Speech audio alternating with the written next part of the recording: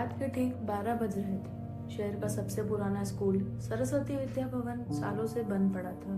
लोग कहते थे कि वहां पर हर अमावस्या की रात घंटी अपने आप बजती है।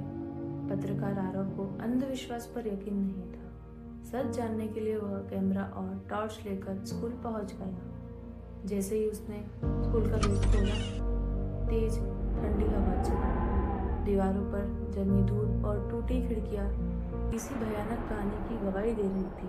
अचानक घंटी बज उठी। आरव का दिल जोर से धड़कने लगा। उसने कैमरे ऑन किया और आवाज की दिशा में बढ़ा। घंटी तीसरी मंजिल से आ रही थी। वहां एक पुरानी कक्षा थी। दरवाजा अपने आप खुल गया। अंदर एक कुर्सी पर कोई बैठा था, एक बूढ़ा आदमी स्कूल की पुरानी वर्दी में। आप आप कौन हैं? मैं यहाँ का हेडमास्टर था 25 साल पहले। तो आप जिंदा हैं? जिंदा नहीं, अधूरा हूँ। उसने बताया कि एक दिन स्कूल में आग लगी थी। बच्चों को बचाते बचाते वह वहीं मर गई। उसकी आत्मा हर अमावस्या को घंटी बजाती है ताकि लोग उसे भूल ना जाए। अचानक कैमरा अपने आप बंद हो गया। लाइट चली गई। जब आरव की आंख खुली तो वह स्कूल के बाहर था। सूरज निकल चुका था। उसने रिकॉर्डिंग चेक की। सच लिखना ताकि कोई और अधूरा ना रहे। दिन के बाद स्कूल की घंटी फिर कभी नहीं बजी, लेकिन आरव के हर लेख के अंत में एक लाइन जरूर लिखी होती है, यह कहानी नहीं, याद है।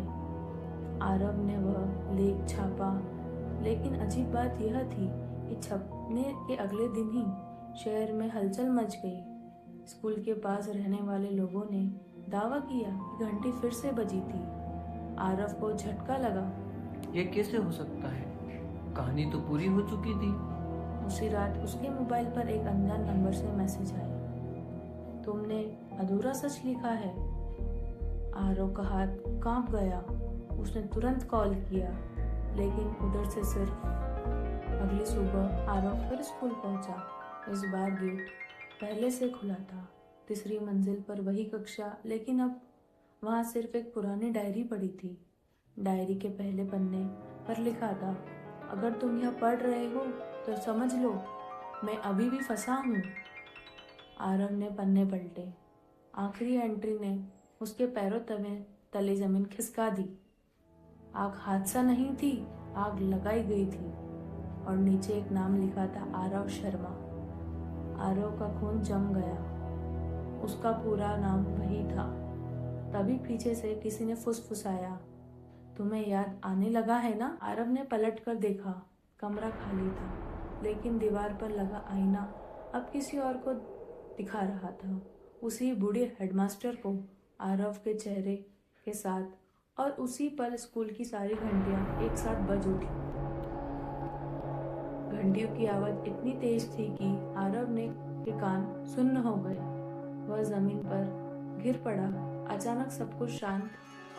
जब उसने आंखें खोली, वह उसी कक्षा में था, लेकिन अब सब कुछ नया सा लग रहा था। दीवारों पर रंग था, बच्चे हंस रहे थे, और ब्लैकबोर्ड पर तारीख लिखी थी, 15 अगस्त 1999। आरव समझ गया, वह अतीत में था। दरवाजा खुला और वही हेडमास्टर अंदर आए, लेकिन अब वह बूढ़ा नहीं था, जवान, सख्त और गुस्से में। आरव, आज तुमने फिर से शरारत की है। मैं आपको जानता हूँ। तभी आईने में उसने खुद को देखा। वह बच्चा आरव था। यादें एक एक करके लौटने लगी। सच यह था, आरव इसी स्कूल का छात्र था। उस दिन वह अपने दोस्तों के साथ स्टोर रूम में गया था। माचिस, कागज और एक छोटी सी आग। आग फैल गई। बच्चे भाग गए, लेकिन हेडमास्टर सबको बचाने अंदर चले गए और वह वापस नहीं आया। ये मेरी गलती थी। मैंने कभी किसी को नहीं बताया। तुम डर गए थे, लेकिन डर से सच नहीं मरता। कक्षाएं धुएं से भरने लगी। हेडमास्टर ने आखिरी घंटी बजाई, अब जाओ और पूरा सच लिखो। आरव की आंख खुली। वह अस्पताल में था। अगले दिन अखबार में उसका एक लंबा लेख छपा, सरस्वती विद्या भवन की आग, एक हादसा नहीं, एक छुपा हुआ सच। उसके बाद स्कूल को तोड़ दिया गया। वहाँ एक स्मारक बना और स्मारक पर लिखा है, जो सच स्वीकार कर ले वह कभी अधूरा नहीं रहता।